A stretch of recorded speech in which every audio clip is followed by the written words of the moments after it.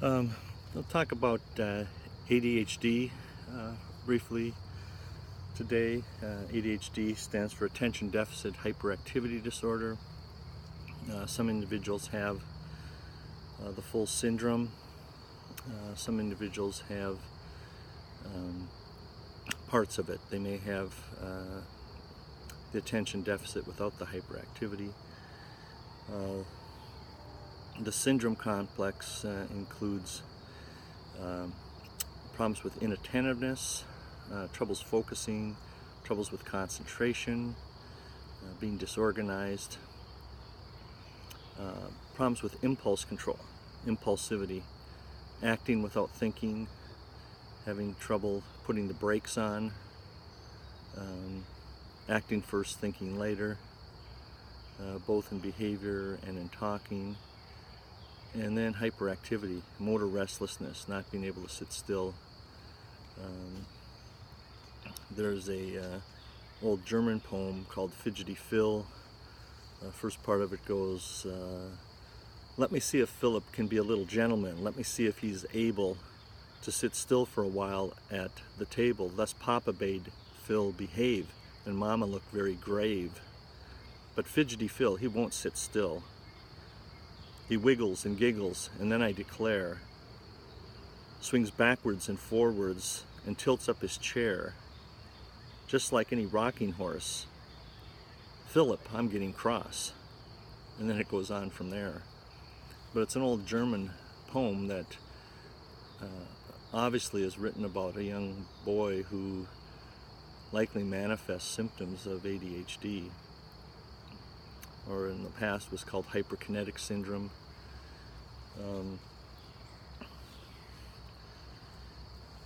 The childhood form has to have manifestations of this when one is young. There is an adult onset form, or adult ADHD form as well.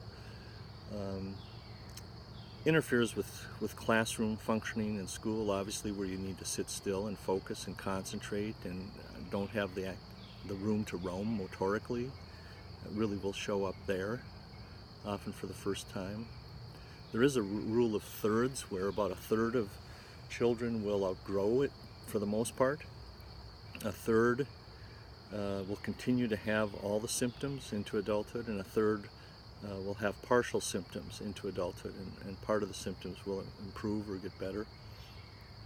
And depending on what one does as they get older in terms of career, the symptoms may or may not interfere.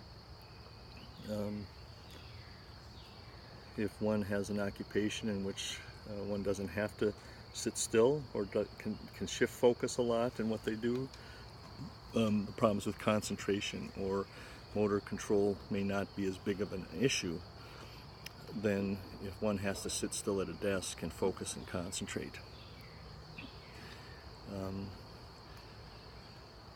The main type of medicine that's used is a stimulant type medicine. It falls into kind of two classes, the amphetamine type or the methylphenidate type. Methylphenidate type is Ritalin, and the amphetamine type is probably classic type is Adderall. And they're both stimulants. They work on releasing dopamine type chemicals at the neuronal synapse. And the theory behind the use of the stimulants is that neurologically there are structures in the brain that are underactive. And by being underactive, it causes motor activity, impulsivity, and problems focusing. And by stimulating neurologic structures, it makes them active so that one gains motor control, impulse control, and focus and concentration. The frontal lobes of the brain have to do with impulse control, and if those parts of the brain are underactive, people are impulsive. If you stimulate parts of that part of the brain so that it functions better, then impulse control comes on. I liken that to like the brakes on a car. The brakes are there, but if they're not stimulated by pushing down on them with your foot, the brakes don't work. So if you have neurologic structures that function like brakes, but they're not as active as they should be, but you stimulate them with a stimulant, then they become activated and they do their job. The focus and concentration analogy of that might be is when we get tired at night, we are not as alert. We don't focus as well. A lot of us will drink caffeine to stay more alert. And some people's nervous system may naturally not be as alert, and so they may have trouble focusing, and if they have a stimulant to kind of stimulate that part of the nervous system, they stay more focused and alert. There's a lot of different stimulants nowadays. They're on the amphetamine type line. There's Adderall. There's short-acting, which lasts about 4 hours, and you have to take it twice a day at least. Or there's long-acting, XR, which lasts 10 to 12 hours. There's Vyvanse, which is in the same amphetamine type, which is a once a day.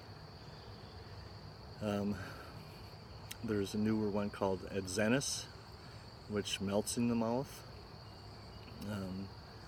And there's a liquid one nowadays too, that is long-acting. It's got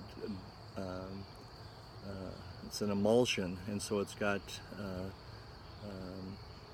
the ability to be long-acting even though it's given in a liquid form. In the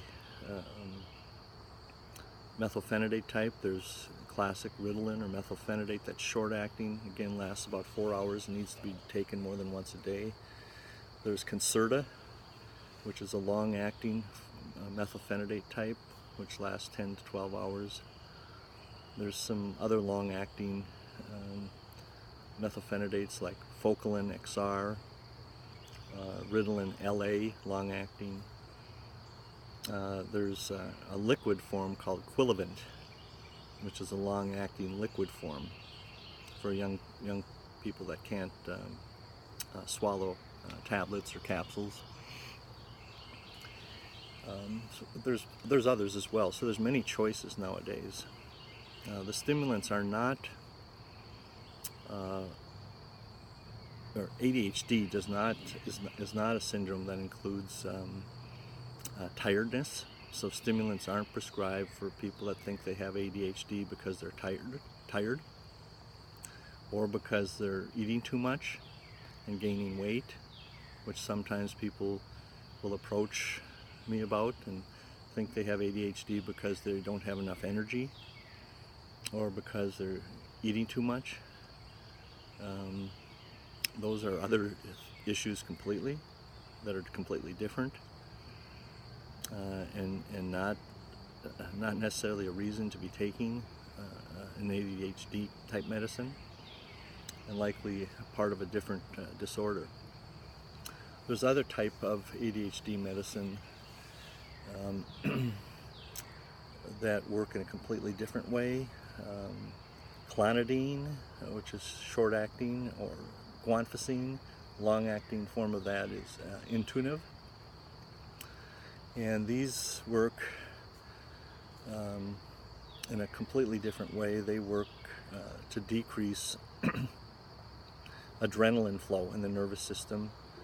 They work kind of like on a car. It would be like taking your foot off the gas pedal. And it would be as if in the nervous system there's too much activity rather than inactivity, in which you need to stimulate, which we were talking about with the stimulants. In some cases there may be too much activity and you need to decrease it, and something like clonidine or Intuitive may be helpful in this regard. Some individuals may have a mixture. There may be parts of the brain that are underactive and some parts of the brain that may be overactive, and so a combination of something like Intuitive, which lasts 24 hours, and actually maybe help start the day more smoothly before the morning dose of Ritalin kicks in, along with a stimulant for focus and concentration and hyperactivity. Combination sometimes is helpful, like that. ADHD per se is not a mood disorder. It does not include severe prolonged temper tantrums. Individuals might have temper problems because of impulse control. So when they get mad, they might have problems with their temper, but it does not per se include depression or prolonged temper tantrums that would go on for 10, 15, 20, 30 minutes. To have a temper tantrum that goes on that long almost requires superhuman energy and strength that is more on the proportions of being manic. Most people would get exhausted in 5 minutes or less if they had a temper tantrum, and we're expending the amount of energy that goes into that. So individuals that have prolonged temper tantrums have something else going on than just ADHD. Let's see what else here. There are rating scales that can help in screening for this. For adults, there's the ADHD self-report scale. For children, a common one is the Vanderbilt rating scale that parents and teachers can fill out based on the child, their observation of the child. We'll also give some information on other behavioral problems, as well as anxiety and depression, because anxiety and depression can also present with concentration problems and at times behavioral problems. When you're anxious, you don't focus. When you're depressed, sometimes your thinking is slowed down and you don't focus. And so there is a differential diagnosis that needs to be looked at when it comes to ADHD. And as we talked about in bipolar disorder, there's a significant overlap in the symptoms of hypomania and mania with the ADHD symptoms of inattentiveness, impulsivity, and hyperactivity.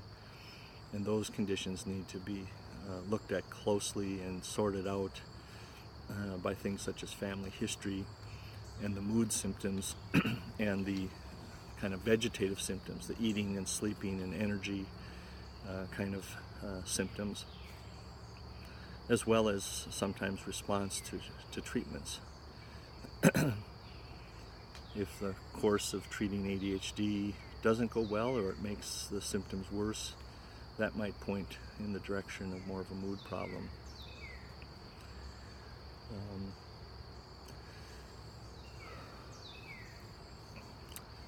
So sometimes you have to try different doses, starting at a low dose and going up.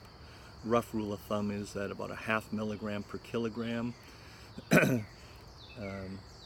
is a target for affecting concentration, 1 milligram per kilogram of body weight for impulse control and hyperactivity. So a little higher dose for impulsivity and hyperactivity, a lower dose for just focus and concentration and attentiveness. I'll have more to say about this later, but that's a brief overview for right now. Thank you.